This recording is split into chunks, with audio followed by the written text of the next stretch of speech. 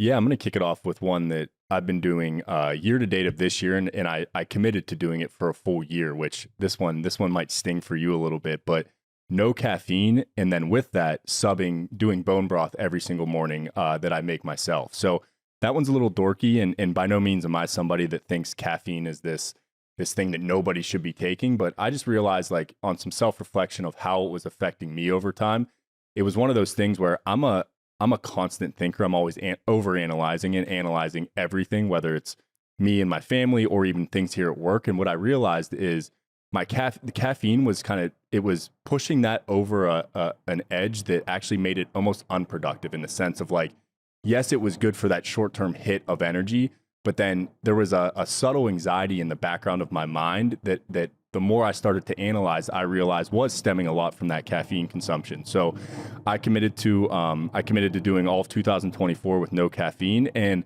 I'll be honest, there no super groundbreaking things from it, but definitely exactly what I was talking about, of having a steady mental state throughout the day without the ups and downs has been the biggest takeaway. That the first 2 weeks, man, ripping headaches, like, definitely. And I probably before this was consuming 200 to 300 milligrams a day. So 2 to 3 cups of coffee. So nothing insane, but just noticed that when I hit that noon, the 2 p.m., even the 4 p.m., that I wasn't falling off like I had before. And then working out, it was really interesting to see too, that my workouts, although you don't have that edge when you drink a 16-ounce coffee, that my conditioning stuff actually felt better. And I think that's because I wasn't jacking up my heart rate. So yeah, just a really interesting one. And I've played with it before. I've done 1 month, 3 month, and always kind of liked the effects and liked the mental state that I was in when not doing caffeine. But this will definitely be the longest testing period since I've been 17 years old. So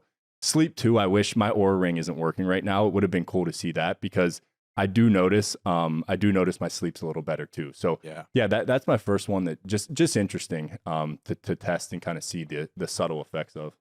And what's the bone broth thing? So the bone broth is just, and how do you even do that? I go to a butcher shop, which is it's literally a half mile away over in Hilltop. And so I buy 10 pounds of bones. I have a stock pot that's like 2 feet tall. Okay. So I have them chop the bones into 3 or 4 inch pieces. Okay. So you literally just take the bag, dump it in there, fill that whole stock pot up with water, turn on your thing. I put some apple cider vinegar in there, and you can do it. You can put vegetables and stuff. I keep it simple. I just do literally the bones, water, and then apple cider vinegar, because that helps break down the stuff in the bones. And then you let it simmer for 24 hours. So you just keep it on there simmering for 24 hours. You can cover it, which keeps the liquid level the same, or you can let it boil down, which makes it more condensed. Okay. You're reducing it. Yeah.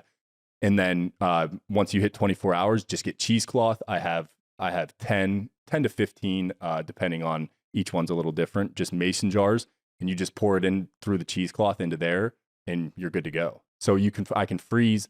I'll usually keep 3 unthawed because they're like 32-ounce jars, and then I just do 8 ounces in the morning. So it's similar, like the like glutamine, as a supplement, is really beneficial. High amounts of that in bone broth, as well as just a ton of other things. It has, like, a cup has about 12 grams of protein. So it's not like you're not doing it for just the protein, but just a ton of collagen, ton of glutamine, ton of good stuff for your gut. So first thing in the morning, whereas I would always do water, like 16 ounces of water, and then probably right to coffee. This is a way, and you feel an uplifting effect because it's warm. You put some salt in it. But I have noticed my hunger levels have skyrocketed. So that could be a mix of both, like less caffeine, which is a known appetite suppressant, but then also doing this first thing in the morning, it really does feel like almost when you're like 16 and you're ravenous all the time, it kind of had that effect on my system where I found myself being super hungry throughout the day. Which is good. For an athlete, like, I think that's a great thing. Exactly. Yeah. Yep. Maybe some people listen. Well, no, I want like the opposite. Yeah. No, you want to be hungry. Mm-hmm. Well, no, that's awesome, man. I definitely don't think I have the discipline to do no caffeine. But for those that are caffeine drinkers like me, that, like, you're just like, all right, that's never going to happen. I think one thing that I've learned is, like, no caffeine after 2 p.m. under any circumstances. Right. If you at least do that, if you're one of those people that pops, works out at 5 p.m., man, would not be popping that 250 milligram caffeine pre-workout, because that's going to mess with your sleep cycle. So at the very least, give yourself a hard deck and a cutoff of consumption. But that's really cool. I might even try to start doing the bone broth thing. And I do agree with the effects of caffeine. I think it gives you that underlying anxiety a little bit. Yep.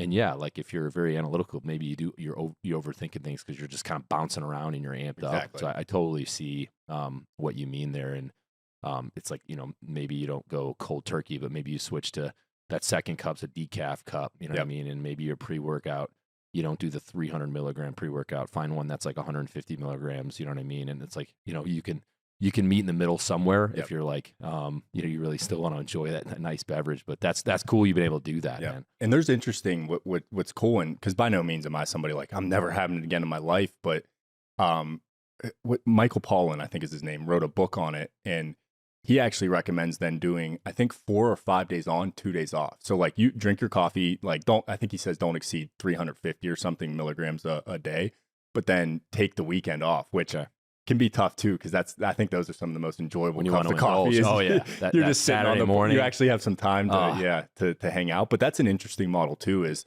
because it's something to do with your central nervous system in not like getting in the habit of having it every single day. So there's an interesting angle too that people could explore is doing 4 or 5 days on and then 2 or 3 days off. Yeah, and I've even heard if you do like a month off or 6 weeks off cold turkey, it will reset the receptors. Exactly. And then you don't need that 400 milligrams a day to get the same, you can, like, that cup of coffee will actually now, you'll feel it, right? Yep.